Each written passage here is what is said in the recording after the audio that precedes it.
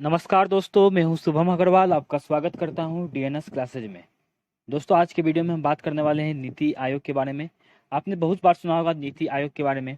तो आज की इस वीडियो में बात करने वाले हैं कि नीति आयोग क्या है और ये किस तरह से काम करती है और इसके अंदर कौन कौन से लोग आते हैं। इन सभी के बारे में इस वीडियो में हम डिटेल से बातें करने वाले हैं। इस वीडियो को पूरी तरह से लास्ट तक देखिएगा, पूरी जानकारी आपको इस वीडियो में दी जाएगी। सबसे पहले यदि हम बात करें तो नीति आयोग में, तो नीति का क्या मतलब होता है दोस्तों? नीति का मतलब होता है national institute for transforming India. तो ये जो है नीति का यहाँ पर मतलब होता है national institute for transforming India. तो ये देखिए यहाँ पर, तो राष्ट्रीय भारत परिवर्तन संस्थान नीति आयोग, जिसको कहा जाता है कि 1 जनवरी 2015 को योजना आयोग को समाप्त कर नीति आयोग का गठन किया गया था और यह भारत सरकार को सामाजिक एवं आर्थिक मुद्दों पर परामर्श या निकाय या थिंक टेक के तौर पर अपनी सेवाएं देगी। तो यहाँ पर क्या है कि जैसा मैंने बताया कि national institute for transforming India यानी राष्ट्रीय भारत परिवर्तन संस्था, जिसे हम कहते हैं नीति आयोग। और यहाँ पर देखिए देखें तो 1 जनवरी 2015 को यहाँ पर क्या हुआ था कि योजना आयोग को समाप्त कर कर नीति आयोग का गठन किया गया था और यह जो भारत सरकार को सामाजिक एवं आर्थिक मुद्दों पर परामर्श निकाय और या तो एक थिंक टैंक के तौर पर अपनी सेवाएं देती है। साथ ही यदि यहाँ देखें तो नीति आयोग की संरचना के बारे में देखें तो यहाँ पर निम्नलिखित लोग शामिल है इसमें। पहले नंबर पर भारत का प्रधानमंत्री, जो कि पदेन अध्यक्ष होगा।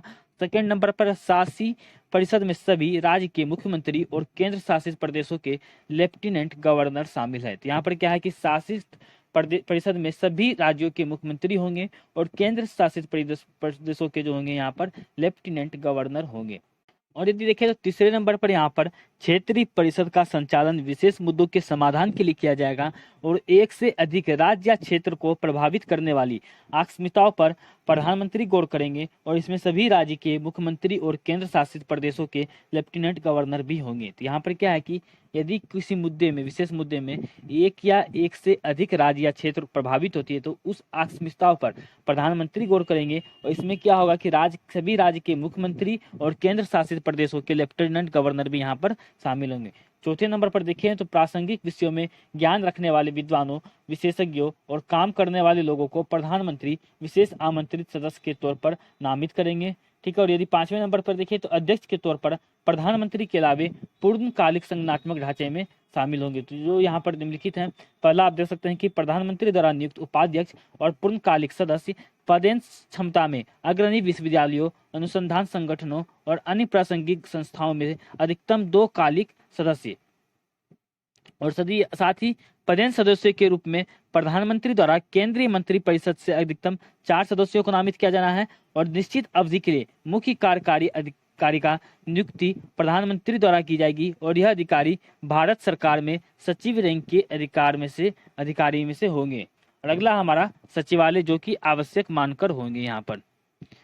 साथ ही यदि देखिए तो इसका नीति उद्देश्य का उद्देश्य क्या होता है, तो यहाँ पर नीति आयोग के प्रमुख उद्देश्य होते हैं, जो कि इसमें से पहला है राष्ट्रीय उद्देश्यों के आलोक में राज्यों की सक्रिय भागीदारी के साथ राष्ट्रीय विकास प्राथमिकताओं, क्षेत्रों और रणनीतियों का साझा दृष्टिकोण विकसित करना। तो यहाँ पर क्या है कि राष्ट्रीय उद्देश्यों के आलोक में राज्यों को सक्रिय भागीदारी के साथ जो है राष्ट्रीय विकास प्राथमिकता क्षेत्र और रणनीति को साझा दृष्टिकोण को विकसित करना है। सेकेंड यहाँ पर उद्देश्य है सतत आधार पर राज्यों के साथ संरचित समर्थन पहला और प्रणालियों के माध्यम से सहकारी संघवाद को बढ़ावा देना है और मजबूत राज्य ही मजबूत देश का निर्माण कर सकता है, इसे मान्यता प्रदान करना है। तो यहाँ पर क्या है कि सेकेंड में जो है मजबूत राज्य ही मजबूत देश का निर्माण कर सकता है, इस तरह की मान्यता को प्रदान करना है। तीसरे नंबर पर देखें तो ग्राम स्तर पर विश्वसनीय योजना तैयार करने के लिए प्रणाली विकसित करना और सरकार के उच्च स्तर पर उत्तरोत्तर इसका पालन करना। तो यहाँ पर क्या है कि ग्राम स्तर पर जो है विश्वसनीय योजना तैयार करना है और उस प्रणाली को विकसित करने के लिए सरकार के उच्च स्तर पर उत्तरोत्तर इसका पालन करना है। चौथे नंबर पर यदि देखें तो यह सुनिश्चित करना है कि राष्ट्र सुरक्षा के हित आर्थिक रणनीति और नीति में ही निहित है। ठीक है।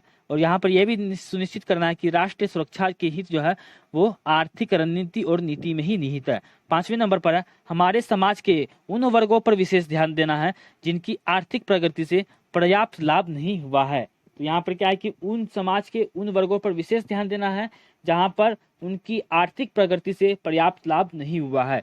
छठे नंबर पर हमारा रणनीतिक एवं दीर्घकालीन नीति एवं कार्यक्रम और पहलुओं को रूपरेखाएं तैयार करना और उनकी प्रगति और प्रभावकारिता पर यहाँ पर नजर रखना है।